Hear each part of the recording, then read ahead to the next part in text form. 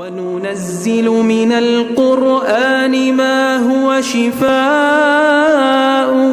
ورحمة للمؤمنين ولا يزيد الظالمين إلا خسارا.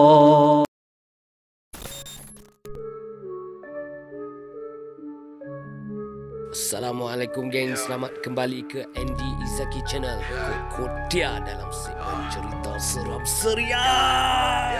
Dalam gelap suara berbisik, cerita seram seria.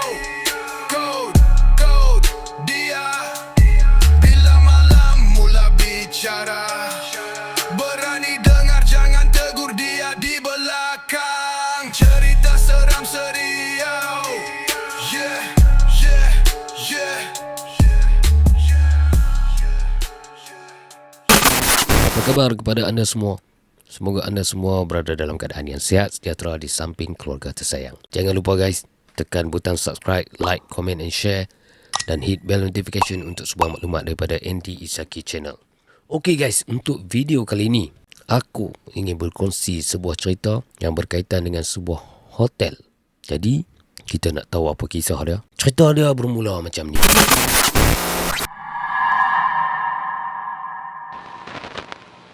Syafiq berumur 28 tahun. Seorang juru gambar bebas yang berasal dari Kuala Lumpur. Brother Syafiq ni dah merancang satu percutian bersama kawan-kawan dia selama 3 orang, iaitu Haziq, Farah dan Mira. Mereka bercadang untuk bercuti sambil menyiapkan dokumentari ala-ala urban explore macam tu yang berkaitan dengan sebuah hotel yang dulunya pernah ditinggalkan dan kini beroperasi semula. Dan hotel tersebut terletak di satu kawasan tanah tinggi, iaitu kawasan pelancongan yang boleh aku katakan popular sehingga kini. Mereka pilih hotel ni untuk menginap dan dijadikan subjek utama dalam dokumentari mereka sebab hotel ni dulu terkenal dengan reputasi dia sebagai sebuah hotel yang menyeramkan. Kalau aku sebut nama hotel ni, hampa semua dah tahu. Yang mana tahu tu, tahulah. Okey? So, tiba pada hari yang dijanjikan, mereka pun bergeraklah daripada KL ke kawasan tanah tinggi tersebut. Dan bila sampai di lobi hotel, mereka turunkan barang-barang. Syafiq terus bersorak, "Wow, tempat ni best lah, Bib. Hang tengok dia punya pemandangan, hang tengok suasana dia. Yang penting, Bib, vibe misteri dia tu masih ada. Hang tengok cerin bulu roma aku. Ni yang best ni." Itu apa yang diluahkan oleh Syafiq. Tapi dalam hati kawan Syafiq, Haziq, dia dah rasa tak sedap lah. Masa mereka tiba di lobi tu, bila dia turun daripada kereta, dia pandang lobi tu agak menyeramkan. Yalah, bila hang dah tahu cerita di sebalik sesuatu kawasan tu, bagi Haziq, dia tak dapat sembunyikan perasaan yang tak apa nak sedap dalam diri dia. Cuma dia nak jaga hati kawan-kawan dia, dia pun okey lah buat macam tak ada apa-apa. Okey, selesai turun barang daripada kereta, setelah mengambil kunci apa semua, bawa lah barang masing-masing dan masuk dalam lift dan terus ke tingkat 17. Bila dah sampai tu, okey, pintu lift terbuka, mereka pun keluar lah barang-barang apa semua dan terus masuk ke dalam bilik. Bilik Haziq dengan Syafiq ni sebelah sini, dan sebelah dia tu bilik Farah dan Mira. Sebelum mereka semua masuk bilik, Syafiq dah beritahu lah, "Okey, malam ni kita relax-relax dulu. Sekejap lagi dalam pukul 8-9 kita keluar lah, pergi makan apa semua kan. And then kita balik, kita relax. Besoknya kita akan shoot untuk buat video." Okey, pada malam pertama tersebut, selepas balik daripada makan, pakat-pakat naik atas lah, nak masuk dalam bilik untuk tidur awal. Cerita di dalam bilik Farah dan Mira ni, lebih kurang dalam pukul 12 Farah ni bangun sebab nak pergi ke toilet. Dalam perjalanan nak pergi ke toilet tu, dia dengar bunyi macam kerusi diseret tu. Tapi bukan dalam bilik dia. dia dengar bunyi tu main daripada sebelah bilik sebelah. Tapi dia abaikan lah. Dia pergi toilet, and then dia keluar balik dari toilet, dia pergi tidur macam biasa. Dia tak ambil peduli sangat lah. Rupanya Syafiq, bila member dia dah tidur, dia buat kerja, dia tak tidur. Malam tu juga, selepas balik pada tu, bila Haziq dah tidur, Syafiq ni tak boleh nak tidur. Dia terlampau, mungkin dia teruja lah malam tu kan. Dia bawa keluar kamera-kamera dia, and then dia pasang dalam bilik. Dia pasang dekat pintu bilik depan dia, pintu bilik hotel dia tu, dia pasang satu, and then dia pasang dalam bilik. And then pagi esok dia bangun, dia check video-video yang dia rakam malam tu. Guys, ada satu rakaman video di kamera yang kat luar dalam bilik mereka tu menunjukkan pintu bilik yang berhadapan dengan pintu bilik Mira dan Farah terbuka. Dan dalam sepintas lalu macam tu, nampak macam kelibat. Dia nak kata nampak real sangat dok tau. Dia nampak macam dia lalu. Dia benda lalu. Dan benda tu lalu keluar daripada pintu bilik tu, masuk ke dalam bilik Farah dan Mira. Kalau ikutkan jam pada kamera tu, waktu tu berlaku lebih kurang pukul 3 pagi lebih. Dan bila dia tunjuk video tu dekat kawan-kawan dia, orang yang paling terkejut dan panik ni Mira. Dia dikalut Terus dia kata kat Syafiq, Syafiq, aku rasa benda ni real lah. Aku rasa lebih baik kita keluar malam ni juga. Tapi bagi Syafiq tak. Dia tak mau nak batalkan penggambaran untuk projek mereka ni.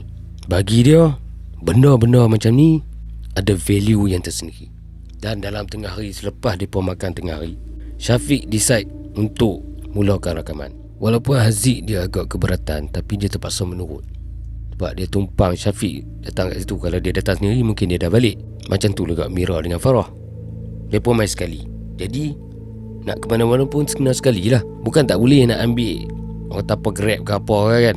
Boleh, tapi nak jaga hati kawan-kawan. Terpaksa lah dia pun ikut Syafiq ni kan. Tapi dalam diam-diam, Syafiq keluar daripada kafe tu, terus menuju ke lift untuk naik ke bilik secara seorang diri. Bila Syafiq masuk ke dalam lift, dia tekan butang 17 sampai tingkat 15, sampai 16, sampai 17, sampai 18. Lift tak berhenti. Dia tekan sekali lagi kan. Terus lift tu naik lagi. 19, 20, 21. Dan ting, lift tu berhenti di tingkat 21. Guys, hotel tu ada 20 tingkat saja. Mana main tingkat 21. Dan apabila pintu lift terbuka, pada pandangan mata Syafiq, ada satu lorong yang terlalu suram. Di kiri, kanan, atas, bawah, hanya dinding bata yang nampak terlalu lama, usang. Dan di hujung lorong tersebut ada satu makhluk yang sedang berdiri. Penampakan makhluk tu seolah-olah seperti seorang perempuan yang sedang berdiri, berbaju putih, lusuh. Jantung Haziq mula berdebar ketika itu. Dan tak berapa lama, makhluk tu pun mengalih muka dia, pandang ke depan. Ya Allah, time tu kepala dia sengit, mata dia kosong, mulut dia tengah herot, darah keluar daripada mulut dia. Dan tiba-tiba makhluk tu mengangkat tangan macam ni. Kemudian nampak macam makhluk tu bergerak ke arah Syafiq. Syafiq dalam keadaan yang orang kata ketakutan, cepat-cepat menekan butang lift tersebut.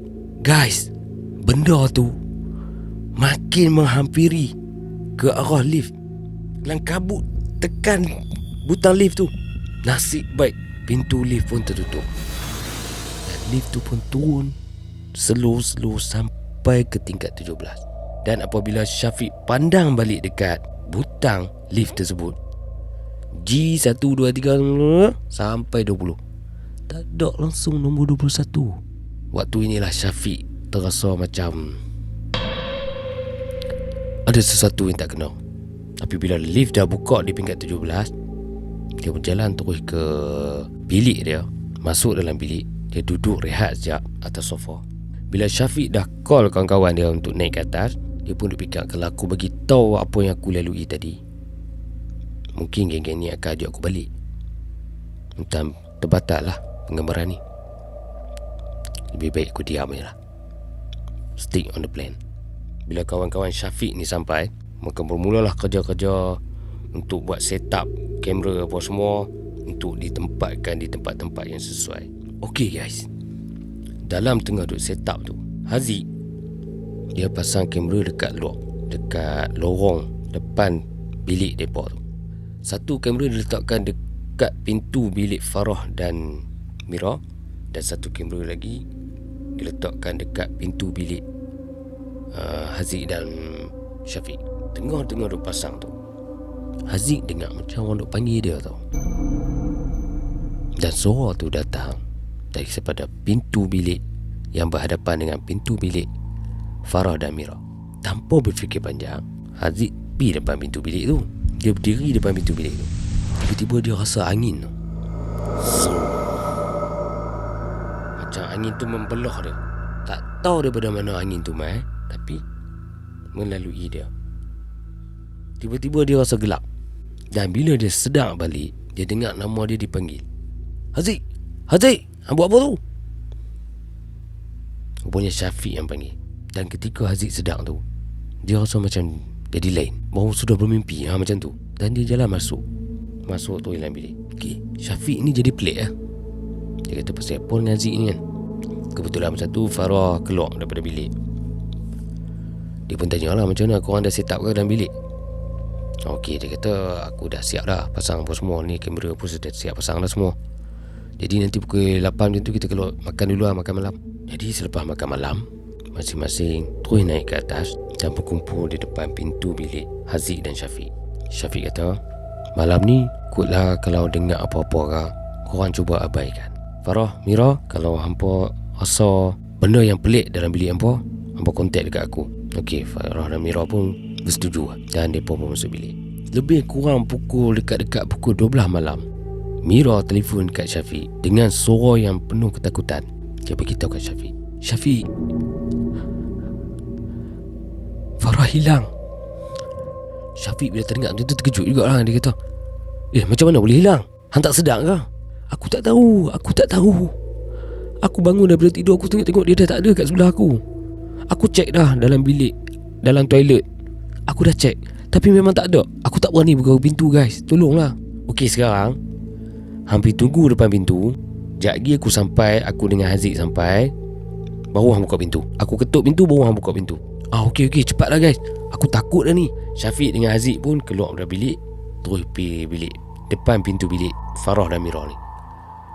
Bila Mira buka pintu, dia lari terus keluar. Dia kata kat Syafiq, aku dah tak boleh duduk dalam bilik ni Syafiq, tolonglah Syafiq, aku nak balik. Relax lah Mira, apa-apa pun kita kena cari Farah dulu.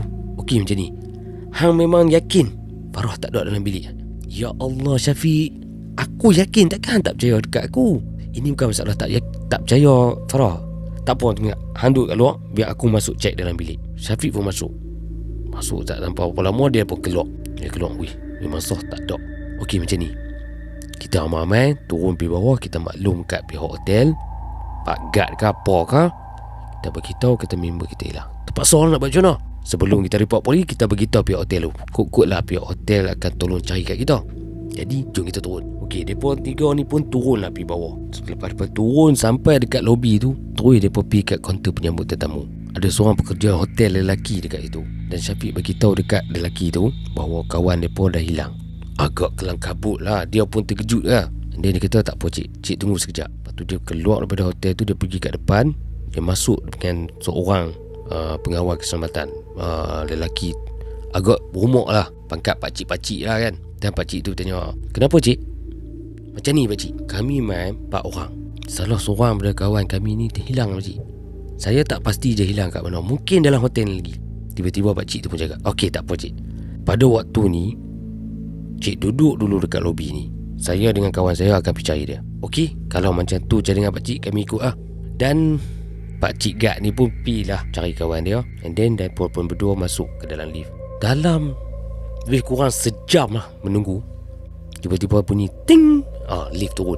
Sampai nampak lah pakcik tu duduk pegang dengan Farah ni.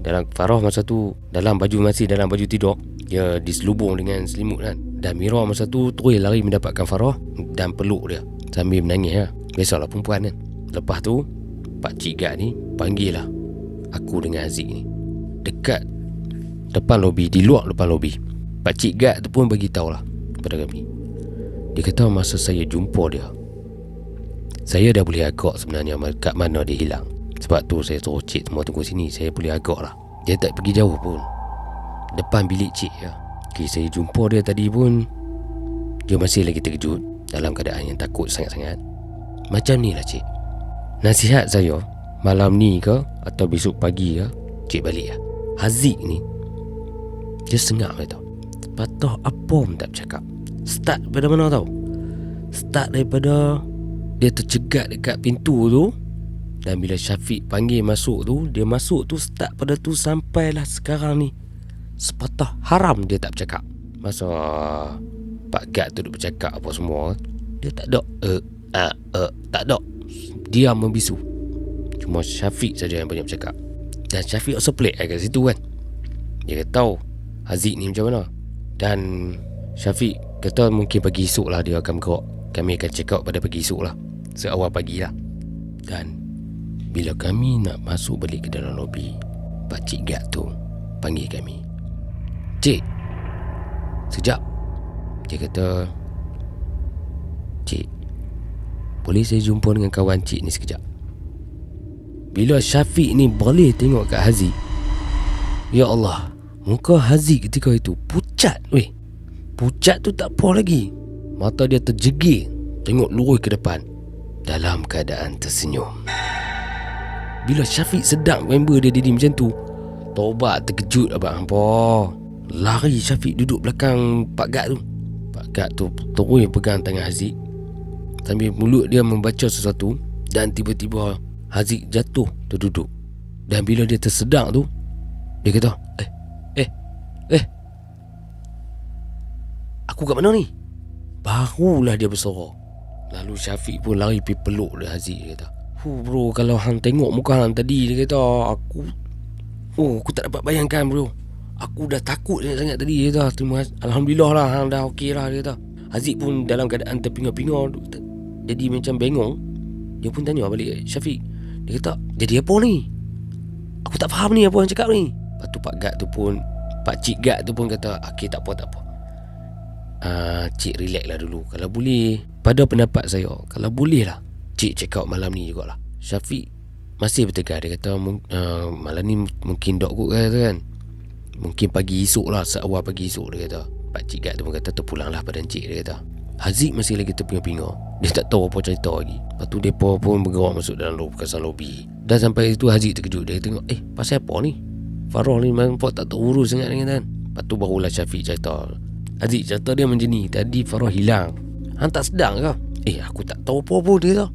Okey lah, tak apalah, dah tak tahu ni betulnya. Tadi Farah hilang. Ni dah jumpa dah lah. Jadi pagi esok kita check out lah.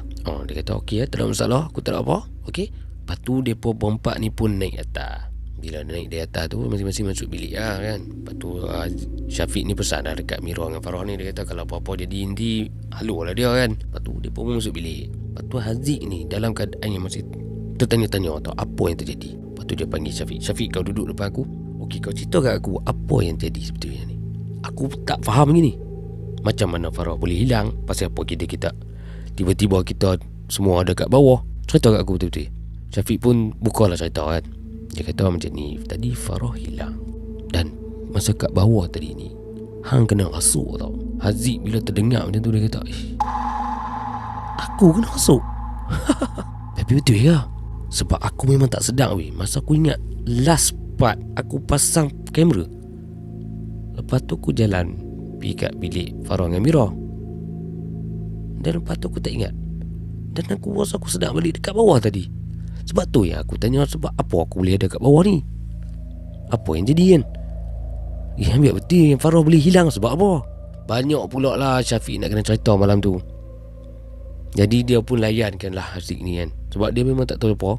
Jadi Syafiq cerita lah daripada A sampai Z.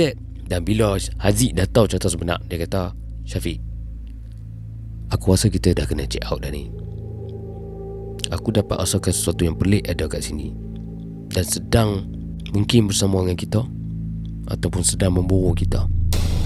Tapi Syafiq ni dia, aku nak kata macam mana, Syafiq ni seorang yang dia selagi dia tak dapat apa yang dia nak, dia takkan berputus asa. Bagus lah juga, tapi itulah benda dalam tengok keadaan lah juga kan. Bila dah keadaan macam ni, takkan nak tunggu lagi. Tapi itulah Syafiq, dia jenis yang macam tu. Dia berkeras juga malam tu. Dia kata dekat Haziq, Haziq, kita dah main sini, aku minta kat Ampos pagi esok ya, kita tengok apa keputusan dalam video tu nanti. Haziq tu pun terus kata kat Syafiq. Tu aku kata, hang ni degil. Okey, kalau hang nak macam tu alright, tak apa, kita tunggu sampai esok. Dan mereka pun terus tidur. Keesokan paginya guys, satu episod misteri yang baru telah pun wujud. Syafiq hilang. Dan Haziq, Farah dan Mira cuba mencari Syafiq. Setelah mencari di mata tempat tak jumpa, Haziq turun pergi dekat lobi, maklumkan dekat pihak hotel. Kebetulan Pakcik Gad tu masih ada. Dan Pakcik Gad tu kata, Astaghfirullahalazim, hilang lagi.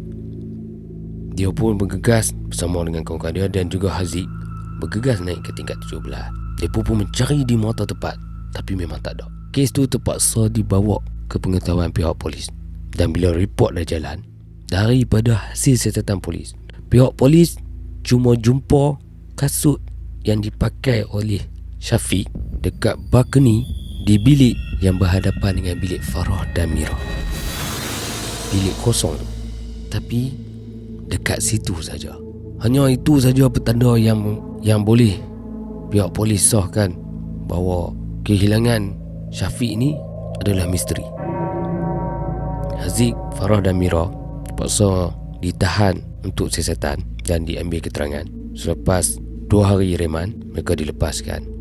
Dan bila Haziq sampai di rumah, tiba-tiba telefon Haziq ni berbunyi, tanda mesej suara masuk. Bila dia buka mesej suara tu, jangan lupa tingkat 17 masih menunggu. Guys, kehilangan Syafiq masih menjadi misteri sehingga ke hari ini. Dan kes itu terus kekal misteri. Dan siapa Haziq? Haziq adalah pengirim cerita ni kepada aku. Itulah kesudahan dia guys. Nampak macam tergantung, tapi itulah cerita dia.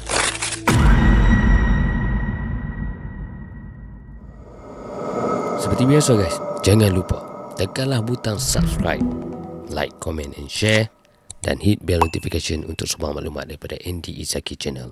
Jagalah kesihatan, sebab kesihatan yang baik InsyaAllah akan menjamin kehidupan kita yang lebih baik, InsyaAllah. Dan doa aku, semoga kita semua dipermudahkan segala urusan, dimurahkan rezeki dan yang baik-baik dunia dan akhirat, InsyaAllah. Amin.